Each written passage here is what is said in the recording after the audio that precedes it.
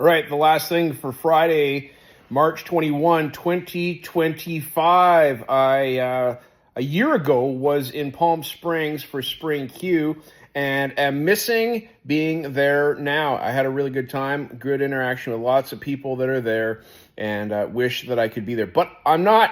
I was at NCC recently, had a fantastic experience there, so we can't be everywhere.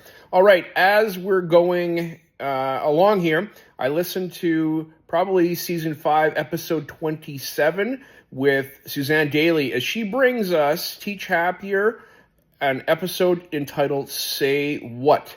And as we have our political spaces around us shifting and changing, even here in Canada, we have got some challenges about how do we as educators respond. Do we respond to what people have to say with a shift response or with a support response? Remember a while ago, Suzanne talked about this. I can't remember the episode number, but fantastic. And it talked about, how do I quickly change the conversation to that someone is talking to me about back to me as opposed to focusing on them.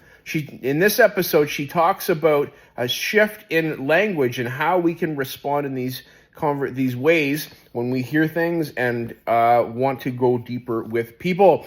It is the 3 statements of go on, what else, and tell me, or go on, tell me more, and what else. And so this has to do with us being active listeners, about being engaged in the conversation and supporting as opposed to shifting the response back to me. Doesn't mean that we don't talk about how we're feeling, but in a place of uncertainty and when the ground is shaking, Suzanne talks about something that she heard from somebody else, and I can't remember, so go listen for yourself, about being a support in a time of shaking ground.